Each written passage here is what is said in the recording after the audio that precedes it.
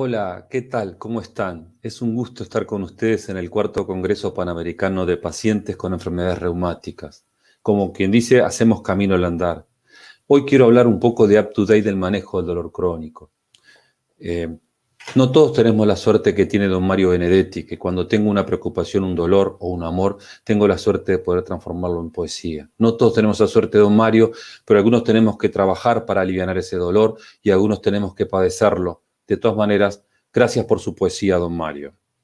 El dolor, un conjunto de experiencias desagradables de tipo sensorial, emocional y mental, acompañado de ciertas respuestas de orden automático, psicológico y conductual, provocadas por una lesión o no en los tejidos o como consecuencia de una inflamación o no.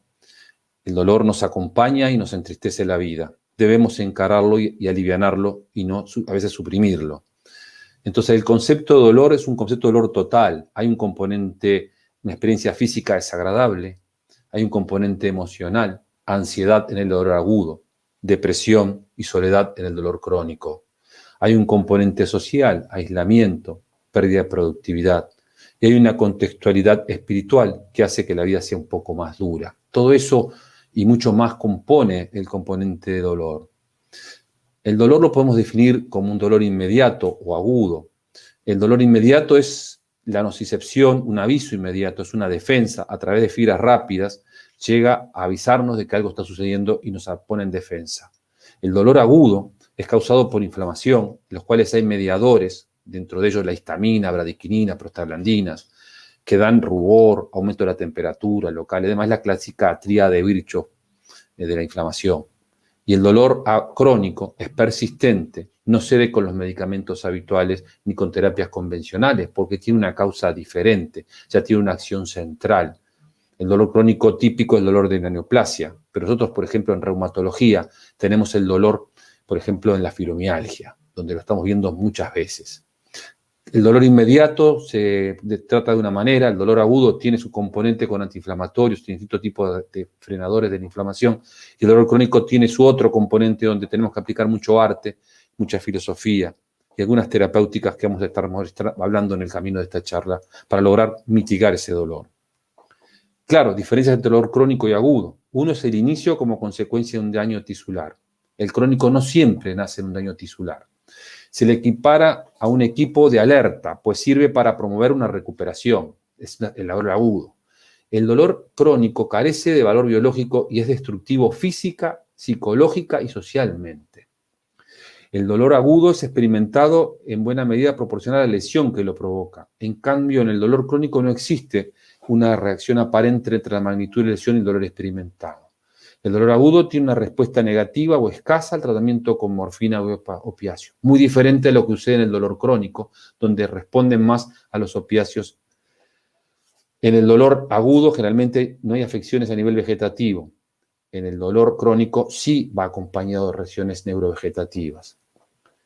El dolor agudo es generalmente asociado a la ansiedad. En cambio, el dolor crónico se asocia más a la depresión.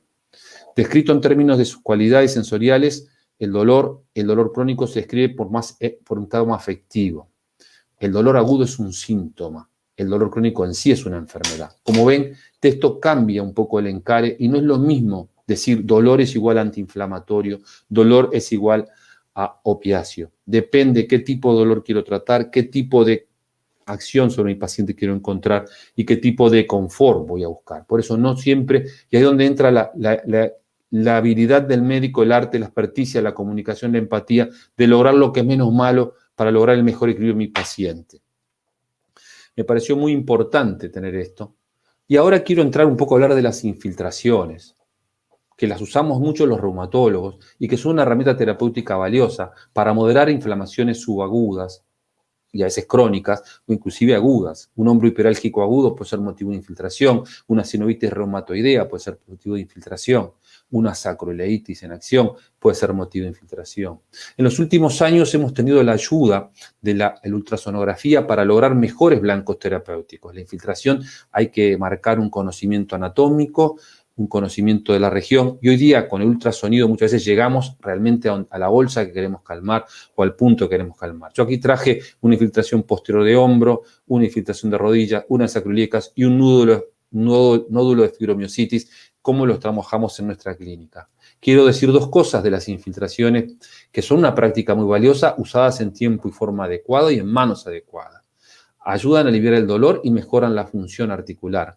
Resulta esencial utilizar procedimientos con cuidado, buen conocimiento de la anatomía, buen manejo de la experticia, precisión en la operación. Son una opción más dentro del tratamiento, no son la única opción. Y puede haber recurrencia si no se complementa la infiltración con un reposo, un vendaje adecuado, férula, frío o calor, si es un caso de infiltración crónica, y la administración concomitante de antiinflamatorios muchas veces nos ayuda. Se necesita conocer la anatomía para tener los mejores resultados posibles. Los corticoides son los que usamos, la triamcinolona, la dexametasona, soluciones inyectables para uso intraarticular, disminuyen el dolor y el edema, reducen la dilatación capilar y la permeabilidad vascular. Son excelentes mediadores para manejar la inflamación aguda y subaguda. Modifican la síntesis proteica, disminuyen la presencia de citoquinas y mediadores de inflamación, como estaba diciendo. Disminuyen el número de células que acuden a los puntos, macrófagos y polimorfonucleares. Y se utilizan en procesos inflamatorios de tejidos blandos y en articulaciones. Lo usamos desde mucho tiempo, bien indicadas, en buenas manos. Son una herramienta muy útil en la práctica diaria. En Uruguay, como saben, hace tiempo se liberó en cierta medida el cannabis y generó todo un cambio que va a dar buenos resultados en la medida que podamos dosificarlo y todo. Nada es absoluto. Del cannabis, su larga historia, viene siendo utilizado desde mucho tiempo, inclusive antes de Cristo, en la antigua China, en la India, en Egipto, en Europa, y no solo por el uso de la parte psicoactiva, sino por el uso del cáñamo, una fibra que se usa mucho en textiles y para papeles. Y en los últimos años, después de la década del 60, con la onda hippie, se usó como esparcimiento. Entonces, es mucho más que una droga el cannabis. Como decíamos, los tallos se usan para la construcción, en textiles, las semillas en los aceites como cosméticos, las flores donde usamos las medicinas que realmente utilizamos, muchas veces inhalatorias en la parte recreativa, lo cual aumenta la liberación de tetrahidrocannabinol y tiene un efecto psicoactivo, que fue lo que muchas veces interpretamos como mal uso de la marihuana o de la cannabinoides. Pero no es decir marihuana, no es decir cannabinoides. El sistema cannabinoides es otra cosa, que se lo voy a explicar en una segunda diapositiva. Aquí vemos que el uso del cannabis figura en varias farmacopeas de mucho tiempo. Aquí Reino Unido del 32, como fúngico, como anticallosicida, como calmante del dolor, en los asmáticos. Y es lo que le quería explicar. Hay un sistema endocannabinoide nuestro, por el cual nosotros tenemos un sistema que nos da ciertos niveles de reconfort a determinadas acciones. Después tenemos el cannabis externo y el cannabis sintético. El cannabis externo que viene de la planta, donde realmente el tetrahidrocannabinol es una sustancia que tiene elementos psicoactivos, pero también tiene otro tipo de elementos. Y el cannabidol y los cannabinoides, que son otro tipo de sustancias diferentes de lo cannabinol, con menos efectos a nivel psicológico y con efectos en otros tejidos periféricos, que son los que realmente va a ser la explosión de este tipo de sustancias en los futuros años y ya está haciendo. Aquí quería mostrarle el sistema cannabinoide endógeno, donde hay receptores CB1 con acción en el sistema nervioso central, receptores CB2, vaso, sistema inmune. Y de aquí las distintas funciones que estamos tratando de mejorar con el sistema de cannabis. El dolor, evidentemente, nos va a prestar atención y muchas veces sirve para muchos pacientes con dolor crónico, a moderar el dolor crónico y agudo. También tiene efectos neuroprotectores, tiene acción en el sistema inmune, hay acciones a nivel de la placa motora. También tiene acciones en la recompensación de dolor. En los procesos inflamatorios de una enfermedad autoinmune también lo utilizamos. Entonces, recordar que hay un sistema CB1 neurológico y un sistema CB2 en otros órganos, de cómo podemos generar sustancias con distinta potencialidad, vamos a lograr distintos efectos del cannabinoide. Esto es toda la grilla de tratamientos que estamos usando: estimulante del hueso, antiinflamatorio, analgésico, antimicrobial, antiproliferativo, antiespasmódico, ansiolítico, antiepiléptico. Bueno, son muchos los caminos que van a llevar, ya sea usando el CB1 o el tetrahidrocannabinol, ya sea la acción central o la acción periférica. Esto es el comienzo de una nueva era que realmente nos puede aportar, pero siempre dentro de los usos y momentos, cada cosa en su momento. 2 palabras de los bloqueos analgésicos, que los usamos también como una terapia que muchas veces nos ayuda para el manejo de las patologías de columnas crónicas. Aquí quise traer el bloqueo del ganglión simpático, el bloqueo del nervio epidural, el bloqueo de la raíz nerviosa, el bloqueo del disco y la acción sobre el sistema facetario. El disco tiene una fisiología muy especial, tiene una nutrición por vía posterior y tiene una estructura fibrosa y un núcleo pulposo. De ese lugar y del cuerpo de la vértebra, como vemos aquí, también se nutre por el muro posterior, muro de gran importancia. Esto también importa a la hora de los abordajes terapéuticos. El proceso de hernia de disco tiene etapas incipientes donde hay una degeneración fibrilar, etapa 1 y 2 con el prolapso, la etapa de destrucción y secuestro herniario, son etapas ya más evolutivas, más evolutivas, y donde tenemos que tener distintos tipos de tratamiento y donde las etapas 2 y 3 de secuestro y extrusión es donde podemos lograr efectos con los bloqueos analgésicos. Aquí el abordaje cervical, que muchas veces utilizamos para los bloqueos de columna cervical, y el abordaje lumbar, ya sean los lumbares L4, L5, o la apófisis sacroiliacas.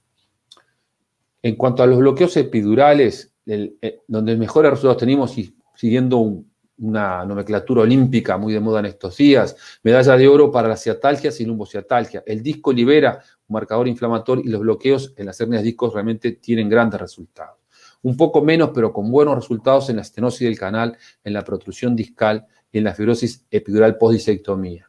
Y un poco más difícil, pero con algún resultado, igual paga la pena en muchos casos, en las artrosis facetarias y en la lumbalgia de tipo mecánico. Depende en qué momento, qué cosa utilizar. Bueno, el dolor es una alta prevalencia en la enfermedad avanzada, entonces hay que tener siempre contemplación, empatía y ayudar al paciente a aliviarlo, darle la esperanza de que esto es un proceso con fin. Pocas cosas en la vida son tan intolerables e incomprensibles como el dolor físico crónico. De ahí que compromete mucho al dolor de un lado y del otro. Enfrenta a los médicos, amenaza la relación médico-paciente y desafía todos los ámbitos de la atención sanitaria. Realmente el dolor es su fuente de conflicto. En su garra todos nos convertimos en irritables, insomnes y anhedónicos. Es un desafío, por eso me encanta hablar de este tema y me encanta que pensemos que no siempre el dolor es igual a un tipo de analgesia, donde tenemos que usar la filosofía, el arte ocular, la ciencia y empezar a ser abiertos a nuevos productos terapéuticos. Hoy quise hablar de los cannabinoides y el cannabidol, que puede abrir una ventana, pero no es absoluta, el manejo y sobre todo una relación de confianza entre el médico y el paciente. Recordemos, hay enfermos y no enfermedades. Medicina centrada en el paciente, no en la biología, no en la literatura, sino el paciente es el único ser que tiene algo por el cual tengo una información. Es a él al que nos debemos. Es por eso que de Fanlar vemos muy bien este tipo de encuentros y también me encanta la edición compartida. Asesorémoslo de cuál es el mejor camino en cuanto a su enfermedad y busquemos el camino juntos. Juntos lograremos muchas más cosas y lograremos un mejor bienestar y una mejor medicina para todos. Sufrimos demasiado por lo poco que nos falta y gozamos poco de lo muchos que tenemos. Aprendamos de Shakespeare. Muchas gracias.